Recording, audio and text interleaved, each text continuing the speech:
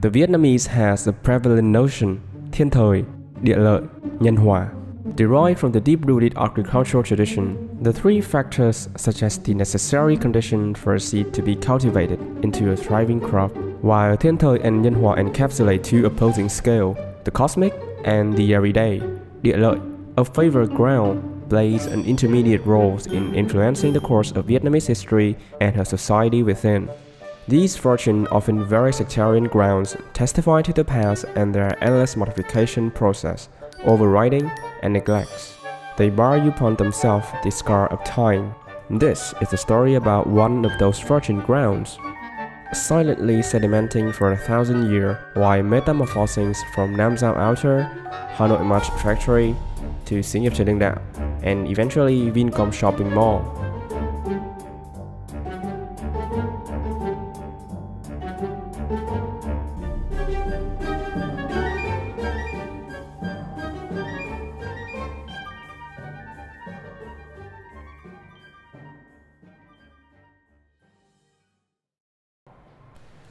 Situated in Thiên Yên village, about 1 kilometer south of Thăng Long ancient city, this fortune ground was a sacred site of Nam-Giao Altar.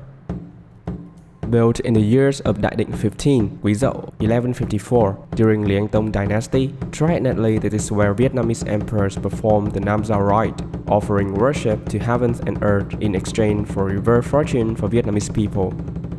Originate from China during Zhou dynasty, the Nam-Giao rite was carried over by two Chinese ambassadors and subsequently performed by Vietnamese emperors throughout Vietnamese ancient history, till the abdications of the last Vietnamese emperor Bảo Đại.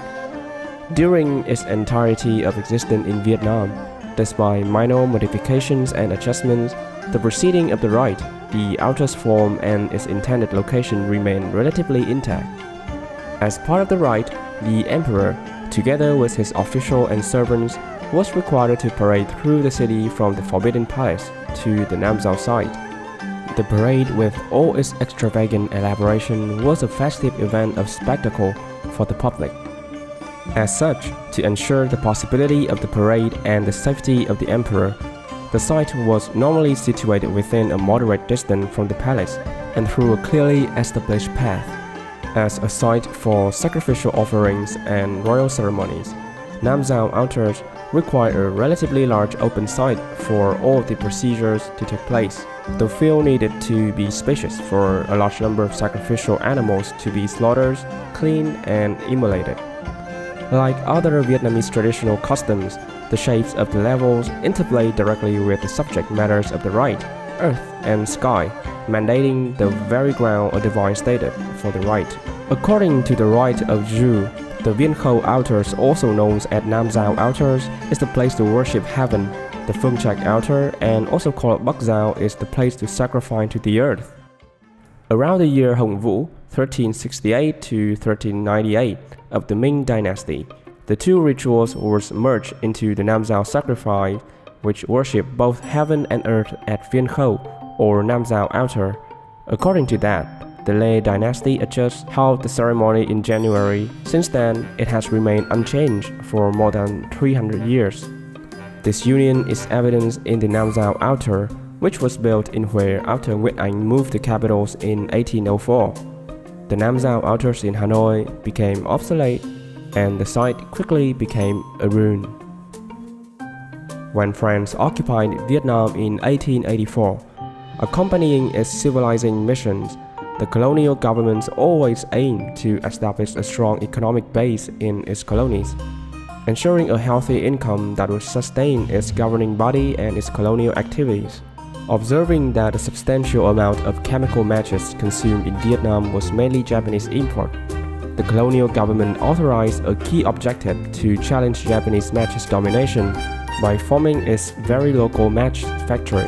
Those being in a ruinous state for nearly 100 years, the site of the former Nam-Giao altar provide an ideal conditions for this challenge.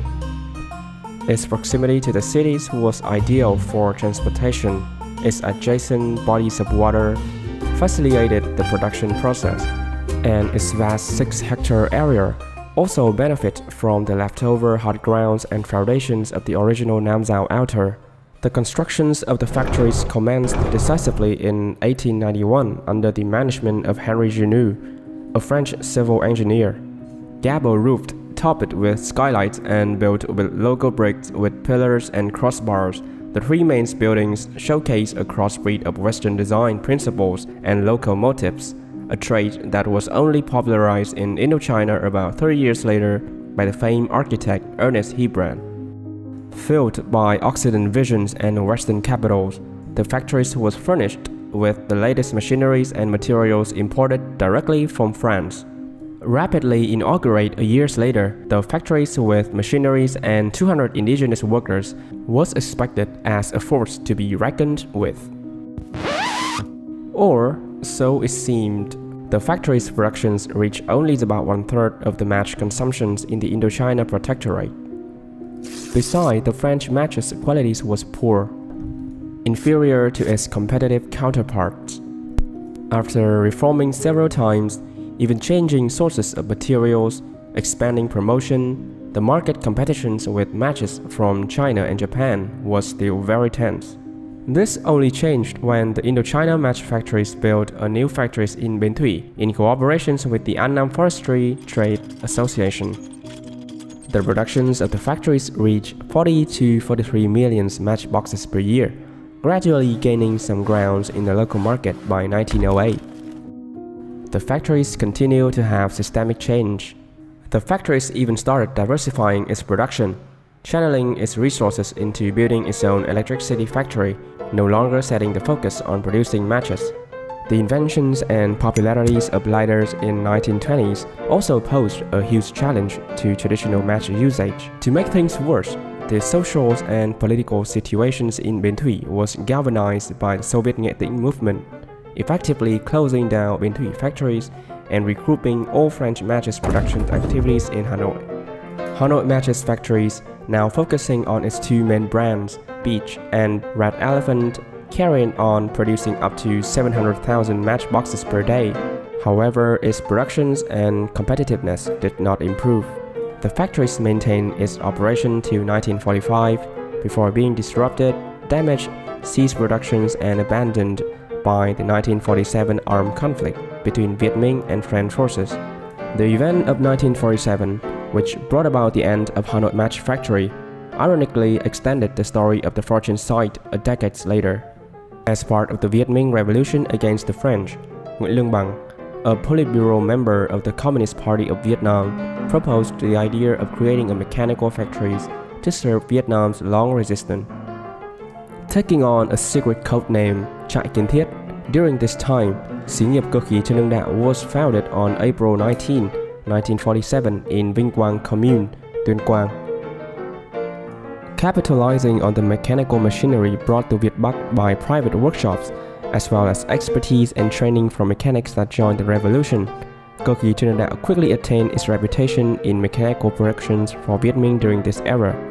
The productions of cơ khí Trần Hưng Đạo was highly diverse, starting with producing the famous press printing machine, the Minerve and Prevalent, that facilitate the dissemination of pro-revolution newspapers like Cứu Quốc and Sự Thật, to experimenting with steel casting to create saw machines and farming tools to aid agricultural productions. Cơ khí Trần Hưng Đạo was even able to produce a range of weaponry and armory in the war effort. The contributions of cơ khí Trần Hưng Đạo was silent but so significant that its image was immortalized in the monetary note issued by Vietnamese National Bank during this time. Upon the signing of the Geneva Accord, like many guerrilla factories in Việt Bắc, in 1956, cơ khí Trần Hưng Đạo relocated to Hanoi on the very grounds of the former match factories.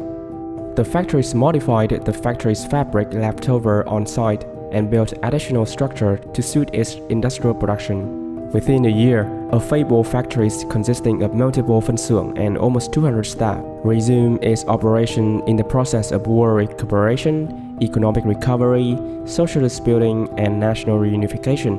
Under the new government's direction, the factories focused on the mechanical manufacturing and metal casting industry as drivers for national buildings and mechanizing agriculture, forestry, fishing. The factory subsequently received expertise and financial aid from various socialist nations. including the Soviet Union, Czech, Poland, particularly with the Hungarian factories, HPAL, to constantly adapt with any new production lines, being resourceful as it always has been. Trần factories reshuffled and rebuilt its compound twice in 1962 and 1973.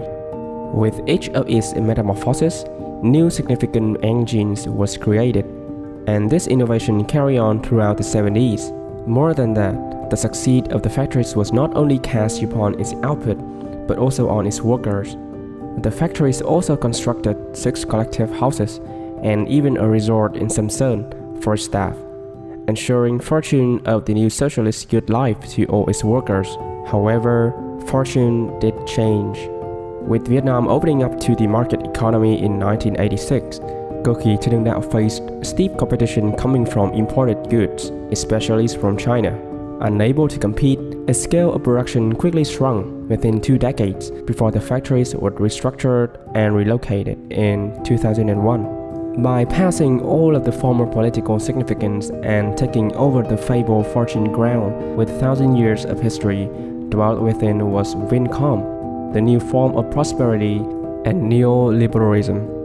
Wiping the ground clean and beginning everything tabula rasa, the Hawking complex welcomed its visitor with entertainment, property wealth, and herald a new age of materialism. But would it be the only fortune that we should yearn for? The fortune that was blessed to us by historical emperors on the very ground thousands of years ago is a question that only we can answer.